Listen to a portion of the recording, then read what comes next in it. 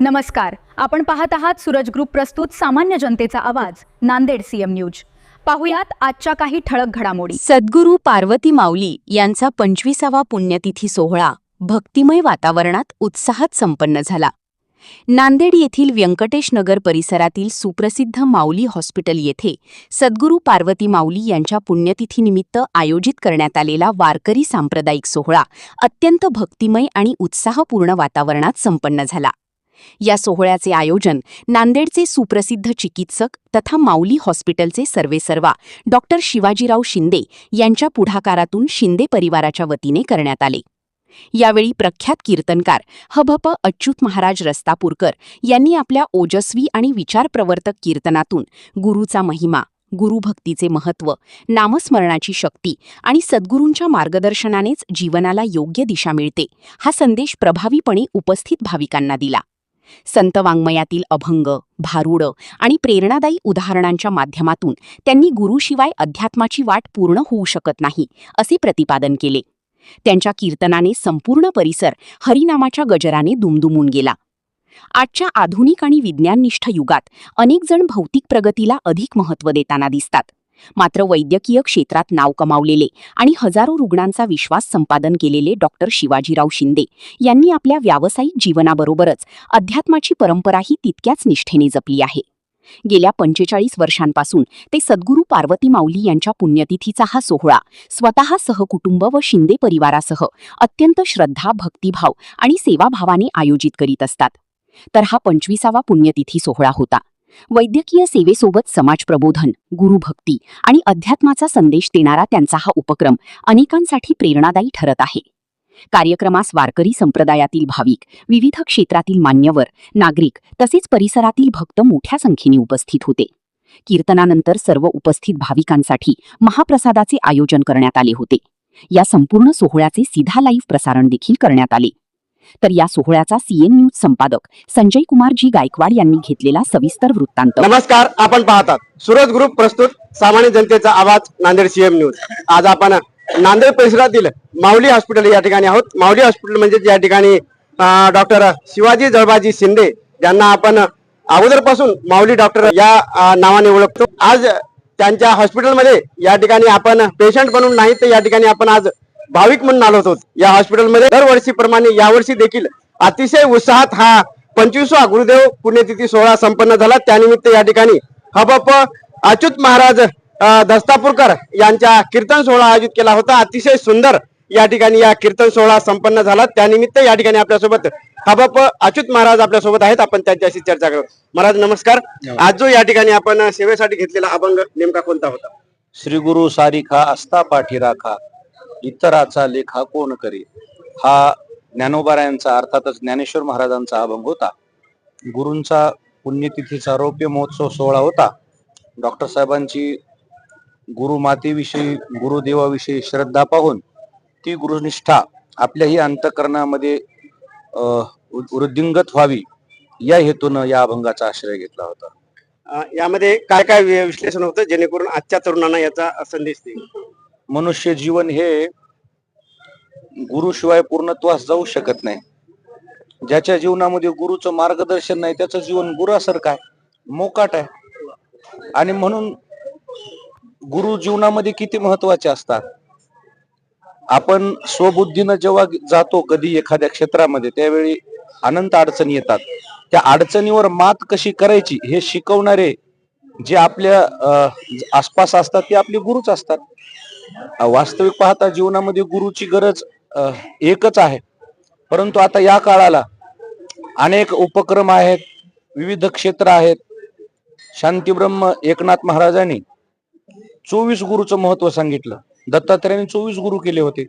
जो जो जयाचा घेतला गुण, तो तो गुरु केला मी जाण, गुरुशी आले अपारपण जग संपूर्ण गुरु दिशे।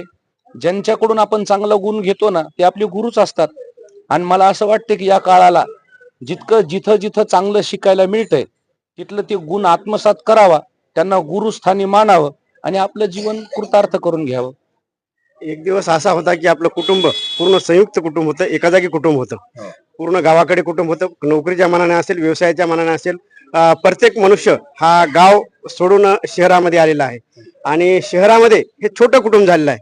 त्यामुळं आई वडील असतील, कोणी नोकरीच्या कामाला असतील, कोणी व्यवसायाला असतील, हे जाऊन दिवसभर मुलं हे आजकाल घरी रिकामे थांबतात आणि त्यांचा गुरु जर कोणी असेल तर सध्या हा मोबाईल झालेला आहे. आणि मोबाईलमुळं या ठिकाणी जे आजी आजोबा जे ओव्या सांगायचे, जे कथा सांगायचे, ते दूर होऊन आज कोणता तरी कानमंत्र वेगळाच या मुलांच्या म्हणजे तरुण पिढीवर पडत आहे.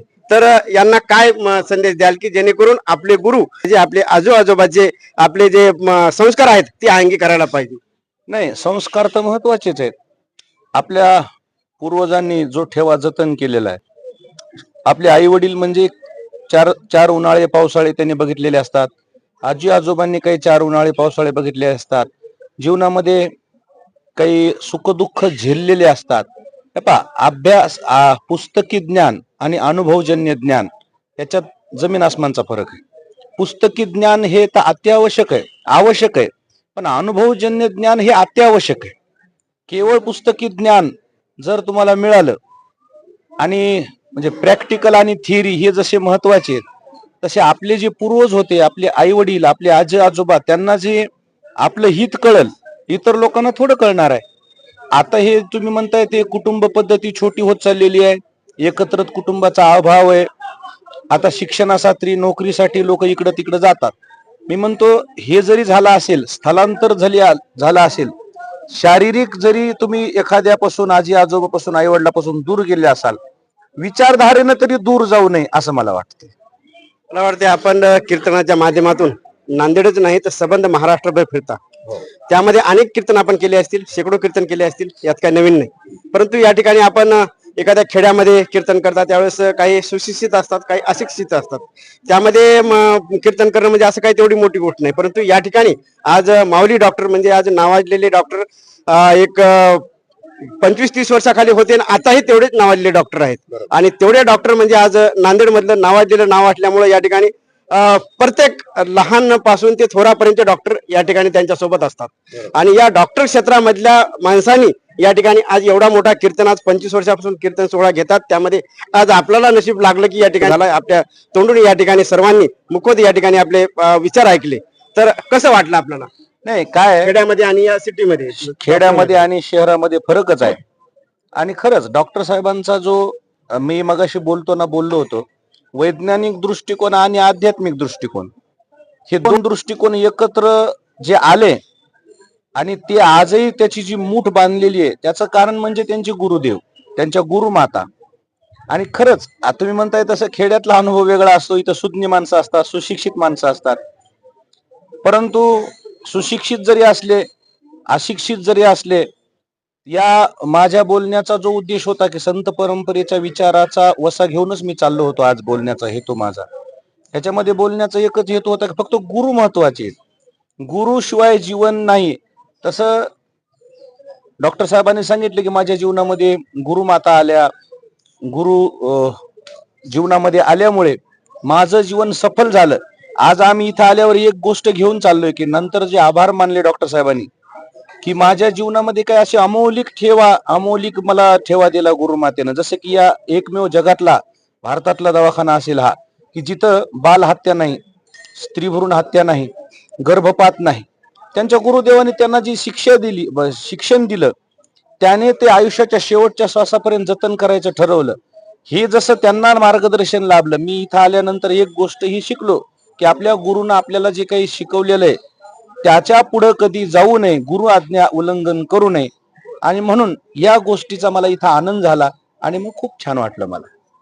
नक्कीच या ठिकाणी आपण जे या थोडक्या मोडक्या शब्दामध्ये असेल किंवा तुमचे सुप्रसिद्ध कीर्तनकार आहात आम्हाला माहित आहे आणि ते अतिशय चांगल्या प्रकारे या ठिकाणी आपण खेड्यातल्या प्रमाणे या ठिकाणी सिटीमध्ये शहरामध्ये देखील हे डॉक्टर लोक जे असतील, सुशिक्षित लोक असतील, त्यांना देखील या टाइमला आज कीर्तन किती महत्वाचं आहे, संस्कार किती महत्वाचे आहेत हे आपण सांगितलात. हे खरोखर या ठिकाणी आज पुण्यतिथी निमित्त या जनतेपर्यंत गेले, या भाविकापर्यंत गेले, एक त्यांचं भाग्य म्हणायला काय हरकत नाही. या ठिकाणी आपल्यासोबत डॉक्टर माऊली सुद्धा आहेत, जे की शिवाजीराव शिंदे आहेत, त्यांना आपण माऊली या नावाने ओळखतो. त्यांनी हा अतिशय सुंदर हा कार्यक्रम घेतला होता, जो की आज नाही तर हा 25 वर्षापासून हा कार्यक्रम चालतो आणि अतिशय तुज्ञ कार्यक्रम आहे. या ठिकाणी अतिशय नांदेड शहरातच नाही तर आजूबाजूच्या परिसरातील भाविक या ठिकाणी येतात आणि या ठिकाणी हा कीर्तन सोहळा ग्रहण करतात. आपण त्यांच्याशी चर्चा करत काय सांगणार या आजच्या मला असं वाटते की हा कार्यक्रम मी घेत नाही.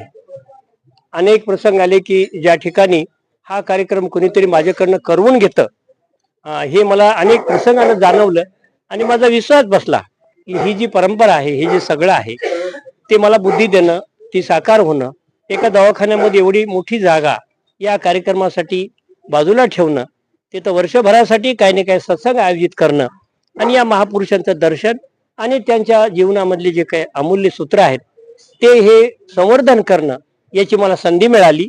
माझ्या जीवनामध्ये जे त्यांनी रूपांतर केलं ते फार मोठं आहे. ते संस्कार मी माझ्या मुलांनाही दिलं. माझी मुलगी चेतना शिंदे जी समोर आता आहे, ती संस्कृतमध्ये मी तिला शिकवलं आणि तिला सांगितलं तू वेद उपनिषद याचा अभ्यास कर, पोट तर कशाने भरेल. आणि माझा मुलगा त्याला सांगितलं तू शेतीमध्ये जा, कारण शेती ही सध्या काळाची फार मोठी गरज आहे भविष्यामध्ये. दोन्ही मुलांवर माझे संस्कार मी अशा पद्धतीनं रुजवले. दोन्ही मुलं माझे छान आहेत. आमचं कुटुंब खूप चांगलं आहे आणि या सगळ्यांच्या संगतीचं नेहमी नेहमी थोडंसं हे असं व्हायला पाहिजे. म्हणजे कोणत्याही गोष्टीची पुनरावृत्ती अशी झाल्याशिवाय ते संस्कार कायम राहत नाहीत. असं कधी कधी होते की आपण विस्मरण होते, ते होऊ नये म्हणून मी हे कार्यक्रम करतो. या निमित्तानं संतांच्या जे वचन आहेत त्याची पुनरावृत्ती माझ्या मनामध्ये येते आणि माझा निश्चय दृढ होतो. माझ्या कार्यामध्ये मी सगळा याचा वापर करतो. आपण अनुभवातून सांगिततात, परंतु एक आपली जी डॉक्टर लाईन आहे तिला पुरावा लागतो. जी या ठिकाणी एक मागचा काळ किंवा पूर्वीचा काळ यावर नाही चालत, तर या ठिकाणी पूर्ण पुराव्यासहित चालते. आणि आजकालचे जे तरुण आहेत, जे की मोबाईलच्या अधीन असतील किंवा जे सुशिक्षित असतील, त्यामध्ये पूर्वीचा जो साधू संतांचा काळ होता हे कुठेतरी विसर पडत आलाय, तर त्यांना काय सांगणार आपण?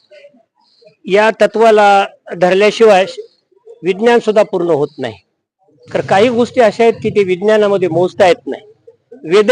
वेदनेची तीव्रता किंवा बरं आणि बरं वाटण्याची जे काही संकल्पना आहेत, या संकल्पना या माणसाला समजतात. मशीनला समजण्याची एक मर्यादा असते.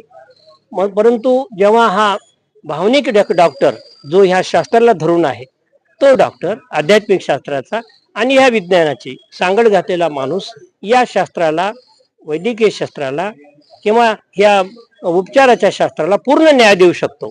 आणि ही माणसाची गरज आहे. आजारी पडल्यानंतर कळतं आपल्याला की डॉक्टरनी चांगलं बोलावं, डॉक्टरने विश्वास घेऊन बोलावं, डॉक्टरनी मला एक अभय द्यावं, तू चांगला घुशील असं म्हणावं. हे आम्हाला मेडिकल कॉलेजमध्ये शिकवत नाहीत. पण आमचे साधे साधे माणसं आम्हाला सांगतात की जा, तुला काही होत नाही, काळजी नको करू. याची सुद्धा भाषा या शास्त्रासोबत असायला पाहिजे. आणि ही एक माणसानं दुसऱ्या माणसामध्ये हे संप्रेरक जी चालते, ही जी प्रक्रिया आहे ही जीवनामध्ये आवश्यक आहे. मग ते कुठपर्यंत असो ना, आता शास्त्र सिद्ध करताय.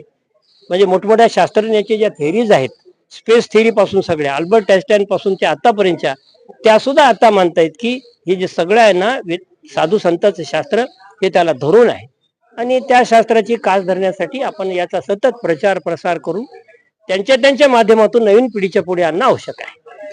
मला वाटतंय आपण माऊलीच्या बरेच आपण कीर्तनात सांगितलं, त्यानंतर देखील सांगितलं की माऊलीचा अनुभव, त्यानंतर जी आजकालची पिढी जी याच्यावर विश्वास करणार नाही असे तुम्ही शब्द सांगितलात की आपलं दर्शन झालं.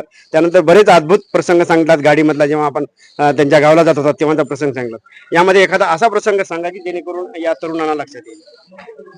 जेव्हा जेव्हा मला असं माझ्यामध्ये वाटायचे की माझ्या काहीतरी कौशल्यामुळं, माझ्या काहीतरी चांगल्यामुळं, माझ्या अभ्यासामुळे एखादा पेशंट नीट होतो, तेव्हा मला बऱ्याच वेळेस हार मिळायची.